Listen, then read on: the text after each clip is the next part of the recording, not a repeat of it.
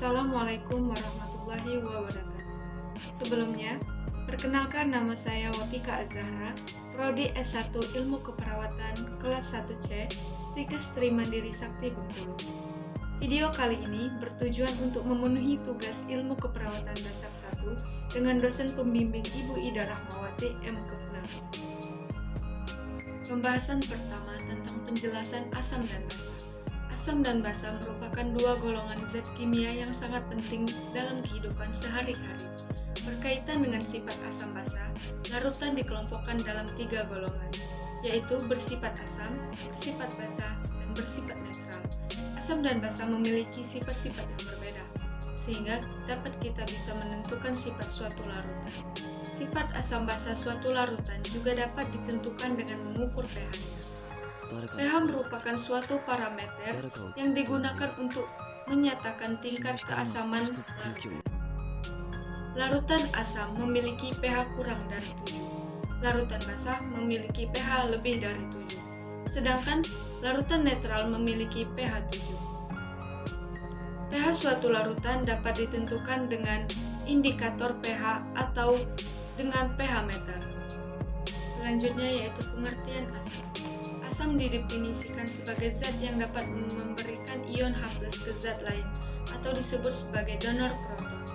Suatu asam baru dapat melepaskan proton bila ada basa yang dapat menerima proton yang dilepaskan. Contohnya adalah asam hidroklorida atau HCl yang berionisasi dalam air membentuk ion-ion hidrogen atau H+ dan ion klorida Cl-.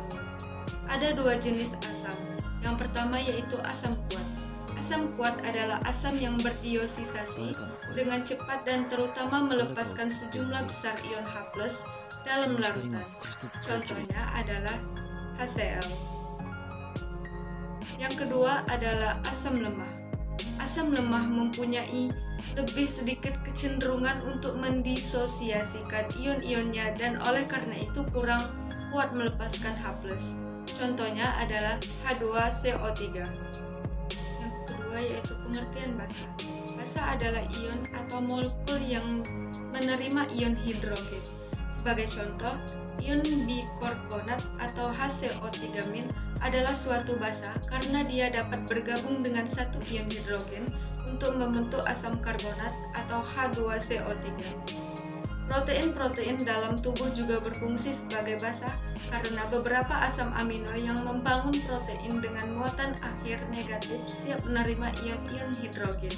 Protein hemoglobin dalam sel darah merah dan protein dalam sel-sel tubuh yang lain merupakan basa-basa tubuh yang paling penting. Ada 2 jenis basa, yaitu pertama basa kuat. Basa kuat adalah basa yang bereaksi secara cepat dan kuat dengan H+. Oleh karena itu, dengan cepat menghilangkannya dari larutan. Contohnya adalah OH- yang bereaksi dengan H+ untuk membentuk air atau H2O. Yang kedua yaitu basa lemah. Basa lemah yang khas adalah HCO3- karena HCO3- berikatan dengan H+ secara jauh lebih lemah daripada OH-. Pada pembahasan selanjutnya yaitu keseimbangan asam basa. Keseimbangan asam basa adalah saat keadaan di mana konsentrasi ion hidrogen yang diproduksi setara dengan konsentrasi ion hidrogen yang dikeluarkan oleh sel. Tubuh manusia mampu mempertahankan keseimbangan asam dan basa agar proses metabolisme dan fungsi organ dapat berjalan optimal. Keseimbangan asam basa dalam tubuh manusia diatur oleh 2 sistem organ. Yang pertama, paru dan ginjal. Paru berperan dalam pelepasan ekskresi CO2 dan ginjal berperan dalam pelepasan asam. Pengaturan keseimbangan asam basa. Pengaturan keseimbangan ion hidrogen dalam beberapa hal sama dengan pengaturan ion-ion lain dalam tubuh. Sebagai contoh, untuk mencapai homeostatis harus ada keseimbangan antara asupan atau produksi ion hidrogen dan pembuangan ion hidrogen dari tubuh.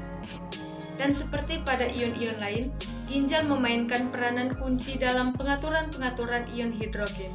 Akan tetapi, pengaturan konsentrasi ion hidrogen cairan ekstraseluler yang tepat melibatkan jauh lebih banyak daripada eliminasi sederhana ion-ion hidrogen oleh ginjal. Terdapat banyak mekanisme penyangga asam basa yang melibatkan sel-sel, darah, dan paru-paru. Faktor yang mempengaruhi keseimbangan asam basa. Ada 3 sistem keseimbangan asam basa. Yang pertama yaitu sistem penyangga atau buffer. Sistem buffer ini menetralisir kelebihan ion hidrogen, bersifat temporer dan tidak melakukan eliminasi. Pencegahan perubahan pH yang disebabkan oleh pengaruh asam fisik dan asam organik pada cairan ekstraseluler. Yang kedua yaitu sistem paru. Mengendalikan karbon dioksida, mengendalikan kandungan asam karbon dari cairan. Pada keadaan asidosis metabolik, frekuensi pernapasan meningkat sehingga menyebabkan eliminasi karbon dioksida yang lebih besar atau untuk mengurangi kelebihan asam. Pada keadaan alkalosis metabolik, frekuensi pernapasan diturunkan dan menyebabkan penahanan karbon dioksida atau untuk meningkatkan beban asam. Yang ketiga yaitu sistem ginjal. Untuk mempertahankan keseimbangan asam basa ginjal harus mengeluarkan anion asam non-volatil dan mengganti HCO3-mid. Ginjal mengatur keseimbangan asam basa dengan sekresi dan reabsorpsi ion hidrogen dan ion bikarbonat. Pada mekanisme pengaturan oleh ginjal ini berperan 3 sistem baper asam karbonat, baper fosfat, dan pembentukan amonia. Ion hidrogen, CO2, dan NH3 diekskresikan ke dalam lumen tubulus dengan bantuan energi yang dihasilkan oleh mekanisme pompa natrium di basolateral tubulus. Adapun gangguan pada keseimbangan asam basa. Yang pertama yaitu asidosis respiratorik. Asidosis respiratorik adalah keasaman darah yang berlebihan karena penumpukan karbon dioksida dalam darah sebagai akibat dari fungsi paru-paru yang buruk atau pernapasan yang lambat. Asidosis respiratorik terjadi jika paru-paru tidak dapat mengeluarkan karbon dioksida secara adekuat.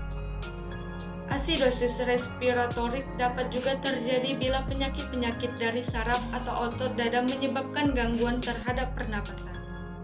Yang kedua yaitu asidosis metabolik.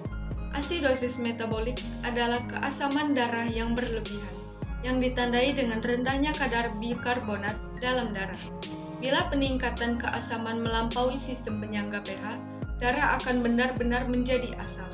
Penyebab asidosis metabolik adalah yang pertama yaitu kelebihan produksi asam, yang kedua yaitu kurangnya cadangan dan dapar, dan yang ketiga yaitu kurangnya ekskresi asam. Diagnosis asidosis biasanya ditegakkan berdasarkan hasil pengukuran pH darah yang diambil dari darah arteri atau arteri radialis di pergelangan tangan. Darah arteri digunakan sebagai contoh karena darah pena. Yang ketiga yaitu alkalosis respiratorik. Alkalosis respiratorik adalah suatu keadaan di mana darah menjadi basah karena pernapasan yang cepat dan dalam, sehingga menyebabkan kadar karbon dioksida dalam darah menjadi rendah. Yang terakhir adalah alkalosis metabolik. Alkalosis metabolik adalah suatu keadaan di mana darah dalam keadaan basah karena tingginya kadar bikarbonat. Alkalosis metabolik terjadi jika tubuh kehilangan terlalu banyak asam. Sekian dari video saya, lebih kurang saya minta maaf. Saya akhiri, wabillahi taufik walhidayah. Wassalamualaikum warahmatullahi wabarakatuh.